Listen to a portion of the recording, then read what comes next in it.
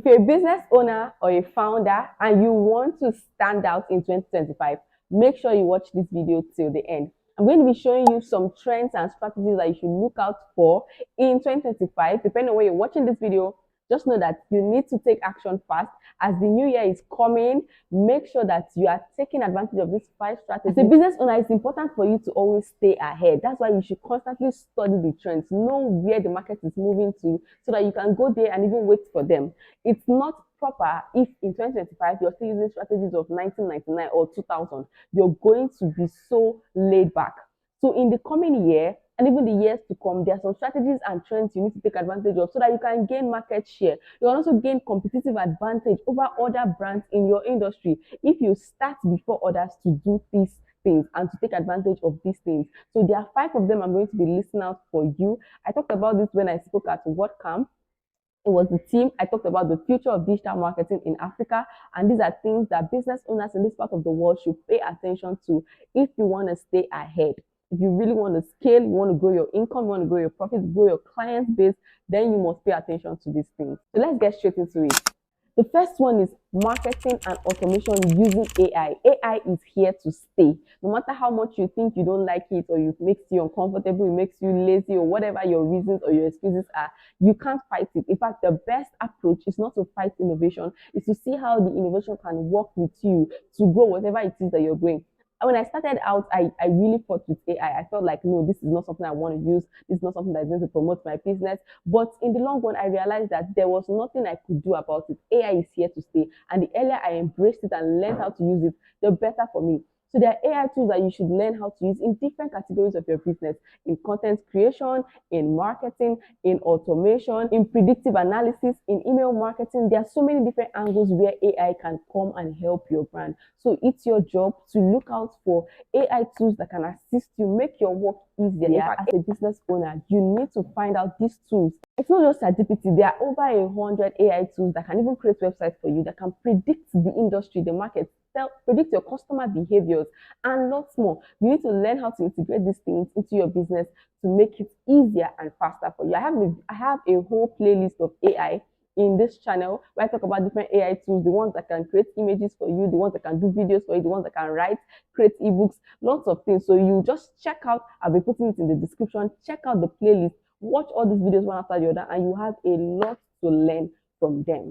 The next trend you should look out for is alternative mobile payments. In the coming year, we're going to be needing a lot of alternative mobile payments. If you notice now, on platforms like AliExpress, you can even use your Naira card to make payments. On platforms like Meta Ads Manager, you can even use transfer to make payments. That is where we are getting to. We're getting to a level where we can even use QR codes, we can use AI, we can use a lot of things to make payments, and that is where the world is moving to. So you need to make payments very seamless for your business. If you are still at a level where you have just one means of payment, you are going to miss out a lot on customer and on clients.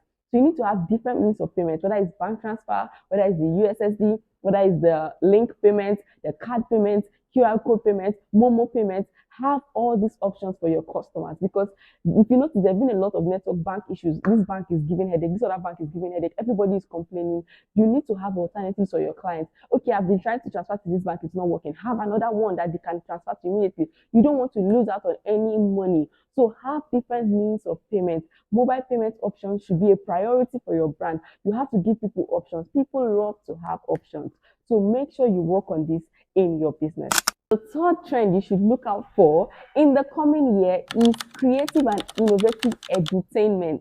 The word edutainment is simply a combination of education and entertainment. So coming to a time where people can easily scroll past your content if it sounds boring. We're coming to a time where people can easily predict that this is content, this is acting. No, there was a time where we didn't know what was going on social media. If just something like, is this real? Now we know this is content. So you need to find a way to hook people in if you're going to get them to listen to what you're saying and get them to watch what you're saying till the end. Video content is taking over the game, like we know it has already taken over. But now it's not just about video content, it's about what are you saying in the video? What are you saying in the first 10 seconds of your video? If you're going to be doing the whole, hey guys, welcome back, good morning, good afternoon, good evening, depending on where you're watching this video, you're going to lose out on an audience. You need to learn how to hook people. Go and study brands like PalmTech that have learned how to entertain and still educate. That is what your brand should be doing in 2025 if you want to remain relevant on social media and even offline. So you need to start creating content that entertains a lot while educating, while keeping people glued to your channel. Trend number 4, we are going to be seeing a lot of brands being recognized and building trust through sustainable practices. We're going to be seeing a lot of brands getting global recognition because they are going to be taking advantage of sustainable practices. There's something that is called SDG, Sustainable Development Goals. It was developed by the United Nations, and it has a list of 17 goals that talk about different things that we want to achieve in our world to make the world a better place. There are a number of them. There is zero hunger, there is quality education for all, there is gender equality, and a lot of them. You need to go and research, go and browse SDGs, the 17 of them. Now find a way to make sure your brand or your business aligns with at least 2 or 3 of these sustainable development goals. Guess what this is going to do for you? It's going to help you build trust with your customers, with your clients, with your prospects. When you let them know that your brand is not just about making money, we're here to make sure that our society becomes better, the world becomes a better place, we sustain the climate, we reduce hunger, we reduce poverty, we fix education, lack of education, and different things in our society. So look for ways you can make your brand apply or align with the SDG goals. Another thing it's going to do for you is it's going to give you global visibility. A good example is the Okoro brand. It's a fashion brand that has gotten global awards and recognitions just because they talk about sustainability in their brand message. So go and edit your brand message and find a way you can attach sustainability to it. It can also be a means to run a viral campaign and get the attention of people. This brand called Boku is a supermarket based in Lagos. They started a campaign where they said you have to come with your own nylon bags, right? And they talked about how nylon bags are polluting the environment and having us have climate issues, and we need to reduce this pollution, this plastic pollution. So they said, you either come with your nylon bags or you pay for nylon bags. We're not going to package for you for free. And guess what? They created a very beautiful ad campaign with this, and it got them thousands and thousands of views and recognition and visibility. If your brand is aiming to get visibility this year, you must not joke with sustainability. You must find a way to align your brand to what improves the society, not just about making money. Another thing it will do for you is it will give you funding. There's going to be a time where your brand needs funding. You're going to need to talk to investors, talk to people that will support your brand. One of the ways you can do this is by showing them that you're actually concerned about the society. Because one of the things investors will ask you, especially international investors, is how does your brand align with sustainable development goals? And it's not at that point where you need to fill the form or write the essay that you start thinking, how.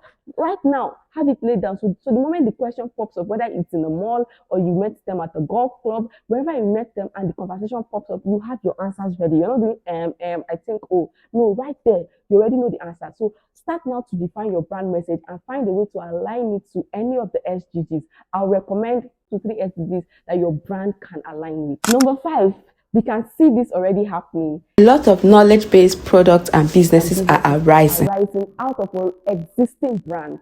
Look at this.